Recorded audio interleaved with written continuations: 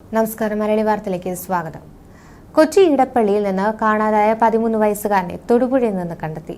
Say പരീക്ഷ എഴുതാൻ പോയ കുട്ടിയെ കഴിഞ്ഞ ദിവസം രാവിലെ മുതലാണ് കാണാതായത്. ഉച്ചയായിട്ടും തിരികെ എത്താത്തതിനെ തുടർന്ന് മാതാപിതാക്കൾ എളമക്കര പോലീസിൽ പരാതി നൽകുകയായിരുന്നു. നഗരത്തിലെ CCTV ദൃശ്യങ്ങൾ കേന്ദ്രീകരിച്ചാണ് പോലീസ് അന്വേഷണം ഊർജിതപ്പെടുത്തിയിരുന്നത്. കുട്ടി മൂവാറ്റുപുഴ സൈഡിലേക്കുള്ള ബസ്സിൽ കയറിയതായി പോലീസിന് വിവരം ലഭിക്കുകയായിരുന്നു. തുടർന്നാണ് കുട്ടിയെ ഇപ്പോൾ കണ്ടെത്തിയിരിക്കുന്നത്.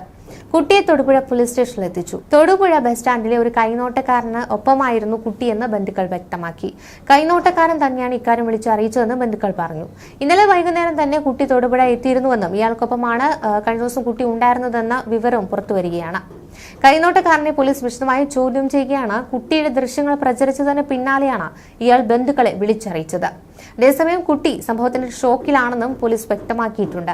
സംഭവത്തിൽ കൂടുതൽ വ്യക്തത വരണമെന്ന് പോലീസ് അറിയിച്ചു. രാവിലെ 6:30യോടെയാണ് കുട്ടി തന്റെ കൈവശമുണ്ടെന്ന് കൈനോട്ടക്കാരൻ വിളിച്ചറിയിച്ചതെന്ന് കുട്ടിയുടെ പിതാവ് സ്ഥിരീകരിച്ചു. കൈനോട്ടക്കാരനായ ശശികുമാറാണ് ഇപ്പോൾ കസ്റ്റഡിയിലായിരിക്കുന്നത്. ഇയാൾക്കെതിരെ പോക്സോ വകുപ്പുകൾ പ്രകാരം തൊടുപുഴ പോലീസ് കേസെടുക്കും. പോക്സോയിലെ 7-8 വകുപ്പുകൾ പ്രകാരമാണ് കേസെടുക്കുക. കുട്ടി തൊടുപുഴയിൽ ഇറങ്ങിയതു മുതൽ ഇയാൾ കസ്റ്റഡിയിൽ വെച്ചുവെന്ന് പോലീസ് പറഞ്ഞു. തുടർന്ന് ഇയാളുടെ വീട്ടിലേക്ക് കുട്ടിയെ കൂട്ടിക്കൊണ്ടുപോയി. ഇതിനുശേഷം കുട്ടിയുടെ ദേഹത്ത് മുറിവേൽപ്പിക്കാൻ ശ്രമിച്ചു. കുട്ടിയുടെ മുഖത്ത് ഇതിന്റെ പാടുണ്ടെന്നും പോലീസ് പറഞ്ഞു.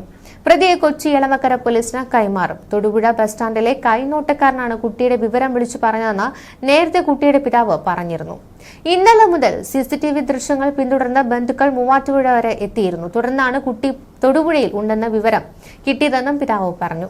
നഗരത്തിലെ CCTV ദൃശ്യങ്ങൾ കേന്ദ്രീകരിച്ചാണ് പോലീസ് അന്വേഷണം ഊർജിതപ്പെടുത്തിയിരുന്നത്. കുട്ടി മൂവാറ്റുപുഴ സൈഡിലേക്കുള്ള ബസ്സിൽ കയറിയതായി പോലീസിന് വിവരം ലഭിക്കുകയായിരുന്നു. തുടർന്ന് ഇന്ന് രാവിലെയാണ് കുട്ടിയെ കണ്ടെത്തിയത്.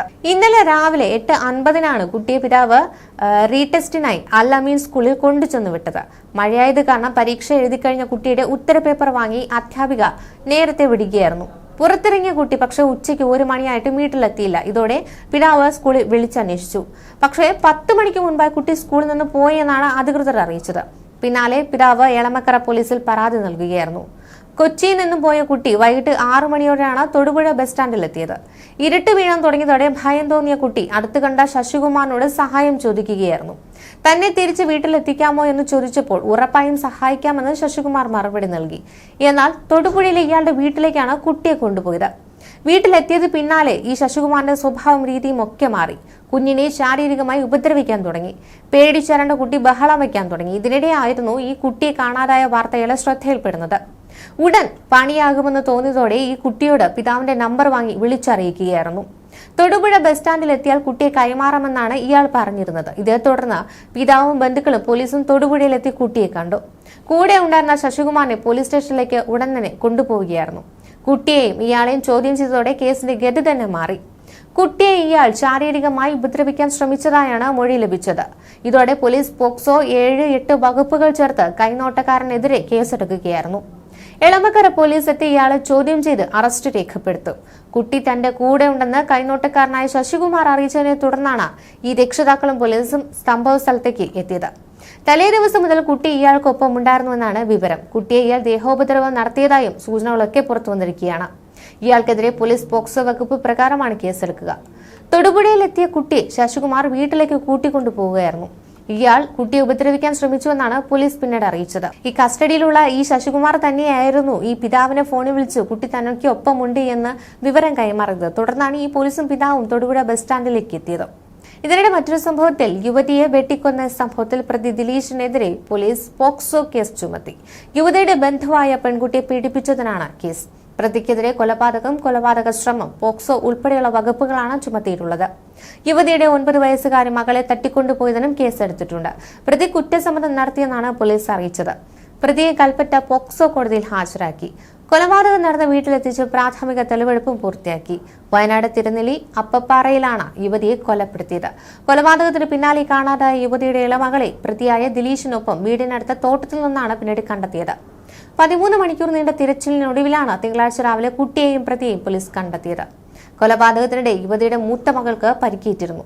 ഈ കുട്ടി ഇപ്പോൾ കോഴിക്കോട് മെഡിക്കൽ കോളേജിൽ ചികിത്സയിലാണ്. ശ്രീകാര്യം ചാവടി മുക്കിന് സമീപം വഴി അമ്മയോടൊപ്പം നടന്നു പോവുകയായിരുന്ന പെൺകുട്ടിയെ കടന്നു പിടിക്കാൻ ശ്രമിച്ച യുവാവ് അറസ്റ്റിലായി. കൊല്ലം കരിപ്ര സ്വദേശി ഹെയിൽ രാജുവിനെയാണ് ശ്രീകാര്യം പോലീസ് അറസ്റ്റ് ചെയ്തത്. എഞ്ചിനീയറിംഗ് കോളേജിൽ പഠിക്കുന്ന സഹോദരി ഹോസ്റ്റലിൽ പോയി കണ്ട ശേഷം തിരികെ വരുമ്പോഴായിരുന്നു ഈ കുട്ടിക്ക് നേരെ അതിക്രമമുണ്ടായത്. ശ്രീകാര്യത്തെ ഒരു ടീ ഷോപ്പിൽ ജോലി ചെയ്യുന്ന 22-കാരന് ഇയാളോടൊപ്പം, അതായത് അമ്മയോടൊപ്പം നടന്നു വന്ന പ്രായപൂർത്തിയാകാത്ത പെൺകുട്ടിയെ കയറി പിടിക്കാൻ ശ്രമിക്കുകയായിരുന്നു. കുട്ടി ഒഴിഞ്ഞു മാറിയപ്പോൾ കയ്യിലടിച്ചു. വീണ്ടും പിന്തുടർന്നതോടെ അമ്മ നാട്ടുകാരെ വിവരം അറിയിക്കുകയായിരുന്നു. പ്രതിക്കായി നാട്ടുകാർ അന്വേഷണം നടത്തിയെങ്കിലും പക്ഷേ ഇയാൾ രക്ഷപ്പെട്ടു. മറ്റൊരു സംഭവത്തിൽ പോക്സോ കേസിൽ പ്രതികളായ 9 അധ്യാപകരെ പിരിച്ചുവിട്ടുവെന്ന് വിദ്യാഭ്യാസ മന്ത്രി വി ശിവൻകുട്ടി പ്രതികരിച്ചു. നമ്മുടെ മക്കളെ ഉപദ്രവിക്കാൻ അനുവദിക്കില്ല, ഇനിയും കുറച്ചു പേരുണ്ട്. വിദ്യാഭ്യാസ വകുപ്പ് മക്കൾക്കൊപ്പമുണ്ടെന്ന് മന്ത്രി പറഞ്ഞു. പോലീസ് അസോസിയേഷൻ സംസ്ഥാന സമ്മേളനം ഉദ്ഘാടനം ചെയ്ത് സംസാരിക്കുകയായിരുന്നു മന്ത്രി. മക്കളുടെ ഭാഗത്തു നിന്ന് പരാതി ഉയർന്നാൽ ഒരു വിട്ടുവീഴ്ചയില്ലാത്ത ശിക്ഷ വാങ്ങിക്കൊടുക്കുവാൻ പൊതുവിദ്യാഭ്യാസ വകുപ്പ് ഒപ്പം നിൽക്കും. പോലീസും ഒപ്പം നിൽക്കണമെന്ന് മന്ത്രി ആവശ്യപ്പെട്ടു. കുട്ടികളുടെ നിലവാരം ഉയർത്തുക എന്ന ലക്ഷ്യത്തോടെ ഗുണമേന്മ വിദ്യാഭ്യാസമാണ് സംസ്ഥാനത്ത് നടപ്പിലാക്കുന്നതെന്ന് മന്ത്രി പറഞ്ഞു. ഇന്നും വിദ്യാഭ്യാസ കച്ചവടം നടക്കുന്നുണ്ട്. ഇതിനെതിരെ മുന്നറിയിപ്പ് നൽകുമെന്നും NOC നൽകുന്നത് സർക്കാരാണെന്നും അത് പിൻവലിക്കാനുള്ള അധികാരം സർക്കാരിനുണ്ടെന്നും മന്ത്രി പറഞ്ഞു. പോലീസിലൂടെയാണ് സർക്കാരിന്റെ മുഖം ജനങ്ങൾ നോക്കിക്കാണുന്നത്. ഗവൺമെന്റിന്റെ മുഖമുദ്രയാണ് പോലീസ് സംവിധാനം.